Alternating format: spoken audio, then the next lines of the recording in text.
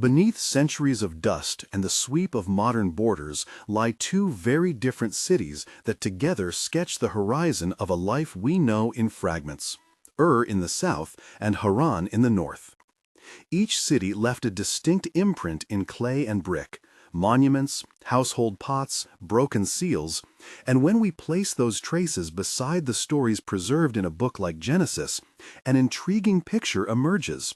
Not proof of an individual biography, but a vivid material world in which a figure like Abraham might plausibly have lived and moved.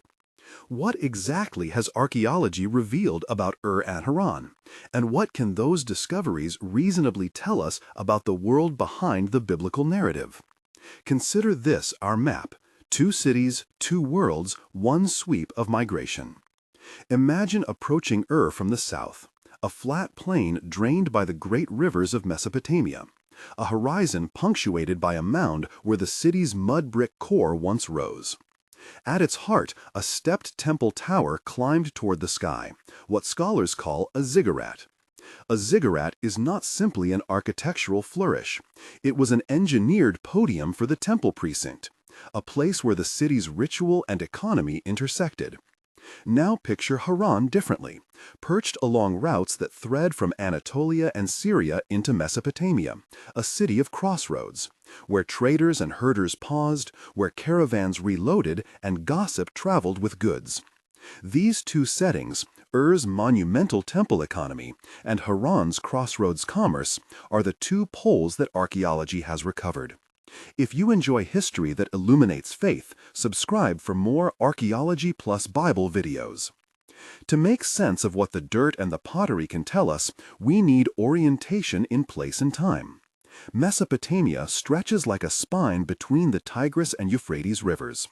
The southern lowlands, where Ur sits, were home to the early Sumerian city-states, and later Akkadian and Ur III polities, centers of writing, monumental architecture, and complex economic administration, most active in the 3rd and early 2nd millennia BCE. The north, where Haran sits on the upper reaches of the Euphrates corridor, has a longer, more discontinuous urban history that stretches into the 1st millennia BCE. When we talk about the patriarchal period suggested by some readings of Genesis, we move across a range of centuries and traditions. Archaeology offers dates and material patterns, but rarely the single chronological peg that a literal biography would demand. Here, then, is the first interpretive rule. Archaeological chronology establishes plausible contexts and broad timeframes. It rarely confirms singular personal histories. A few technical terms will help as we move through the evidence. Stratigraphy is the basic method archaeologists use to read time in layers of soil and debris. Older deposits lie beneath later ones unless the ground has been disturbed. Cylinder seals are small, rolled stone objects, engraved with scenes or inscriptions. When rolled across wet clay, they leave an impression that functioned as a personal or administrative signature. Clay tablets inscribed with cuneiform are administrative records, letters, and literary texts that open a window into bureaucratic life. And the ziggurat, already mentioned, is a monumental construction of mud brick faced with baked bricks, an enduring silhouette of southern Mesopotamian religious and civic identity. Keep these in mind. Each appears in the archaeological story of Ur and Haran. Let us begin with Ur, the city whose excavations have shaped our modern imagination of southern Mesopotamia. The most famous excavations at Ur were led in the 1920s and 1930s by Sir Leonard Woolley, working with teams from the British Museum and other institutions. Woolley uncovered a sequence of monumental structures: the Great Ziggurat, large public buildings, domestic neighborhoods, and, famously, the Royal Cemetery with its richly furnished graves. The cemetery yielded a stunning array of objects: intricately inlaid lyres and musical instruments, jewelry of gold and lapis lazuli, fine pottery, and exquisitely carved seals, objects that speak to skilled craftsmanship, long-distance exchange, and the concentrated wealth of political elites. The ziggurat of Ur itself is instructive. Built in successive stages, its core consisted of sun-dried mud bricks, the standard material of Mesopotamian architecture, faced later with fired bricks for durability. The monumental scale of such constructions required organized labor, storage of grain and raw materials, and administrative oversight, elements that point to a city with institutional complexity. Temples functioned not only as religious centers but also as economic engines. They controlled land, directed irrigation works, and oversaw craft production.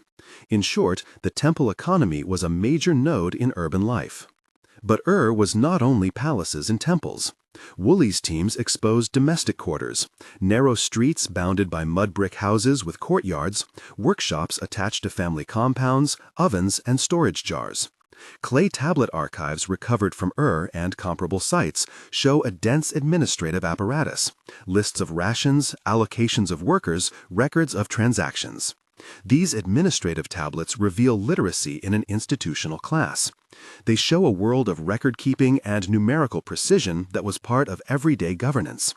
Cylinder seals and pottery fragments found in houses show how people signed and stored, traded and cooked, giving us glimpses of ordinary routines as well as elite splendors. One of the most compelling features of Ur's material culture is evidence for long-distance trade.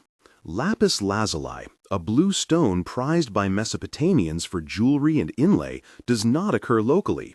Most of the lapis used in southern Mesopotamia came from regions that we now identify with Badakhshan in northeastern Afghanistan. Carnelian and other semi-precious stones trace links to the Indus Valley and other distant lands. Metalwork, bronze tools and ornaments, required tin and copper sourced from distant regions, and the movement of these raw materials implies networks of exchange that reached far beyond the city. In those networks lay the practical pathways by which people, goods, and ideas moved, and by which a family might be propelled to migrate. Turning northward, Haran presents a contrasting but complementary archaeological picture.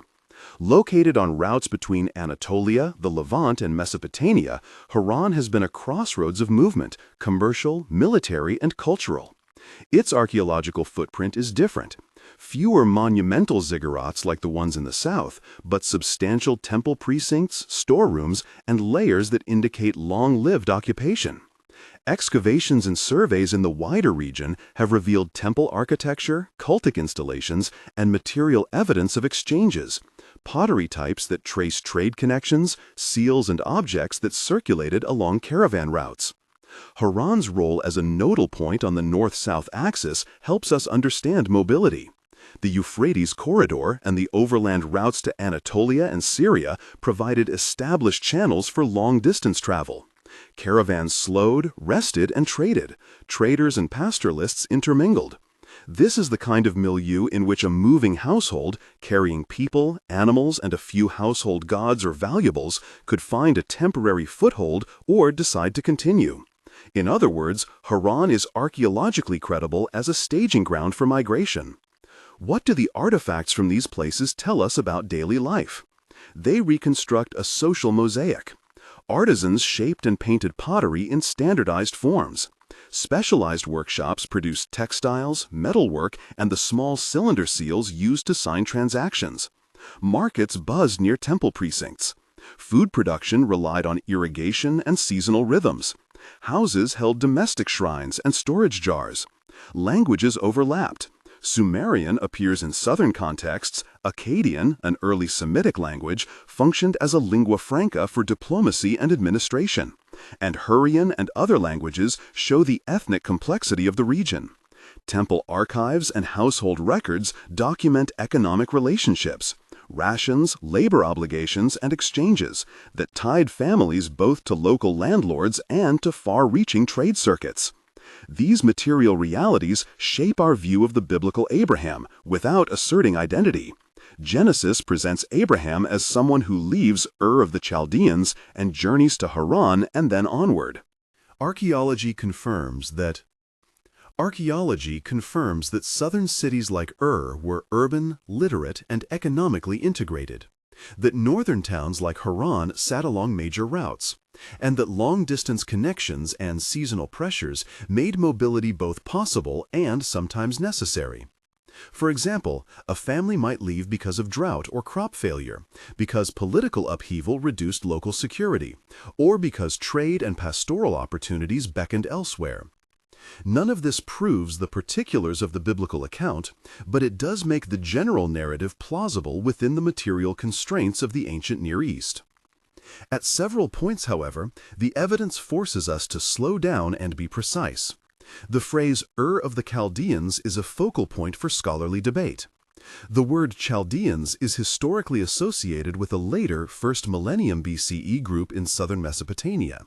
When Genesis uses the term, some scholars argue that it reflects a later editorial designation rather than a contemporary ethnonym from the time traditionally ascribed to the patriarchal narratives. Others maintain that the phrase could refer to a southerly Ur, the Ur that Woolley excavated, but perhaps remembered through later lenses. Still others propose northern candidates for the original hometown, arguing for a different geographic reading. The point is not to deny any possibility, but to insist on caution. Identification can be persuasive, but not decisive. Archaeology gives us contours, settlement patterns, material culture, long-distance exchange that align with parts of the biblical picture, but it cannot, by itself, settle every philological or editorial question about how the text uses place names.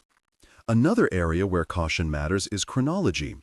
The 3rd millennium BCE saw the rise of the great Sumerian city-states and the Ur-3 Renaissance in the early 2nd millennium BCE. If one tries to pin a single date to a patriarchal figure, the archaeological record rarely offers a neat match. Layers can be dated with increasing precision using pottery typologies, radiocarbon dating, and textual synchronisms. Yet interpretations about a single family's movement remain probabilistic. Scholars therefore speak in ranges, likely, plausible, dated to approximately, rather than certainties. This restraint protects both the archaeological method and the integrity of the biblical text as another kind of historical document composed and transmitted across centuries. There are also specific pieces of evidence that illuminate the lived mechanics of migration. Small personal seals, for instance, functioned like signatures. They could be used to mark ownership, secure storage jars, or authenticate transactions. When seals of southern styles or inscriptions appear in the north, they testify to personal movement or exchange. Pottery styles are another marker. Distinctive shapes and decorations travel with migrants and traders. Texts from administrative archives sometimes record names and household inventories, and when a name appears in contexts distant from its origin, it is another hint, careful, not conclusive, of mobility. Together, these small artifacts form a mosaic of human movement, people who crossed deserts, boarded boats, or led herds along seasonal tracks. They were not singular heroes arising ex nihilo. They were rooted in networks and practices archaeologists can, to a degree, reconstruct. The interpretive boundary between archaeology and theology deserves special emphasis. Archaeology can show us that a city like Ur had temples, archives, and trade links, that Haran lay on well-worn routes, and that movement between such places was a routine feature of the ancient Near Eastern world. These material facts enrich how we read the biblical narratives, giving texture to what leaving home involved in practical terms. But archaeology cannot adjudicate theological claims, miracles, covenantal promises, or the internal religious experiences of individuals. Those belong to the domain of faith, memory, and textual tradition. So the healthiest posture is twofold. Archaeology can illuminate the setting and conditions that make certain narratives conceivable. Theology can interpret their meaning within a community of faith. Each discipline has its methods and limits, and bringing them into respectful conversation is more illuminating than attempting to reduce one to the other. Scholars disagree, openly and productively, about how much the archaeological record can be said to corroborate particular parts of the patriarchal narratives. Some argue that the geographical and material details in Genesis preserve authentic memory of a Mesopotamian origin and migration pattern. Others see the narratives as theological constructions that draw on a general knowledge of Mesopotamian society rather than precise historical recollection. Still others adopt middle positions, recognizing that the stories may preserve kernels of historical memory even as they are shaped by later editorial concerns and theological aims. The archaeological evidence tends to support the plausibility of migration from urban southern contexts into the north and west. It does not, however, function as a direct testimonial to named individuals in the way a legal or biographical record might. Again, archaeology suggests plausibility and context, not confirmation of personal biography.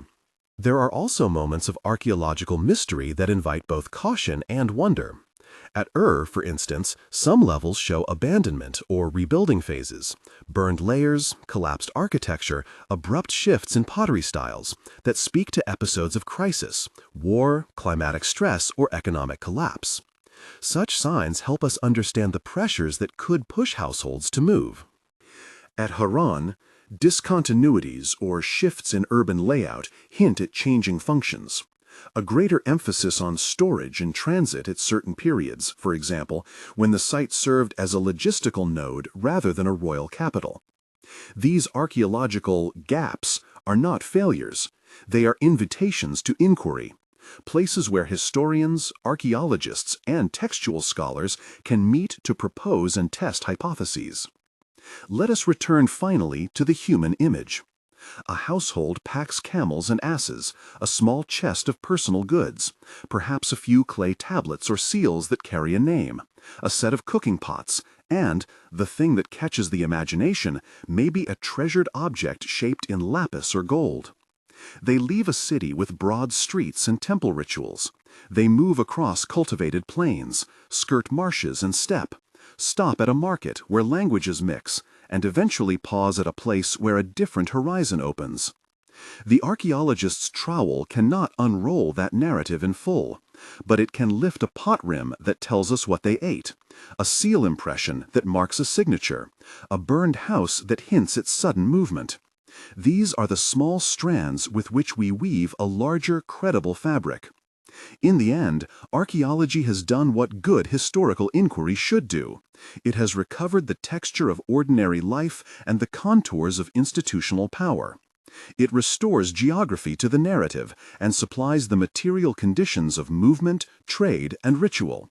For Abraham's cities, Ur and Haran, that means we can see places of temple power and places of transit, urban hubs and caravan crossroads. We can imagine the smell of damp mud brick after rain, the scrape of clay on potter's wheel, the glint of inlaid jewelry beneath the light, and the constant, patient commerce that linked raw material to crafted object across continents. None of this converts narrative into documentary proof, but it does make the biblical scenes intelligible in human terms. People acting amid institutions, constrained and enabled by routes, economies, and social ties. If you want to dig deeper, the description below points to primary excavation reports and well-regarded syntheses that will take you further into the evidence. Start with Sir Leonard Woolley's accounts of the Ur excavations, both his popular Ur of the Chaldees and the formal excavation volumes that document the royal cemetery and the ziggurat. For broader context on Mesopotamian society and trade networks, consult Mark van de Miriop's Accessible Histories of the Ancient Near East and Georges Roux's Ancient Iraq for a classic overview. For discussion of biblical texts and archaeological perspectives in conversation, Israel Finkelstein and Neil Asher Silberman's The Bible Unearthed provides a well-known, if occasionally debated, synthesis. These works will help you move from the evocative scenes we've described into the technical literature and scholarly debates that lie behind them. Archaeology will continue to refine our maps and fill in details. New surveys, improved dating methods, and careful rereadings of texts will sharpen the conversation. For now, the evidence invites a posture of wonder and restraint. Wonder at the vivid, tactile world that has been recovered, and restraint in recognizing the boundary between what material culture can demonstrate and what faith proclaims. Ur and Haran remain more than names in a book. They are cities with streets, temples, and stories in brick and clay, places that whisper of migration, memory, and the human urge to move toward a future whose shape was not yet clear. Sources and further reading are linked in the description. If you want a deep dive, start with Woolley's excavation reports on Ur, Mark von de Meerop's surveys of Mesopotamian history, and Finkelstein and Silberman's archaeological readings of biblical narratives. If this exploration sparked your curiosity, check the related videos for deeper looks at Mesopotamian temples, cylinder seals, and the archaeology of migration.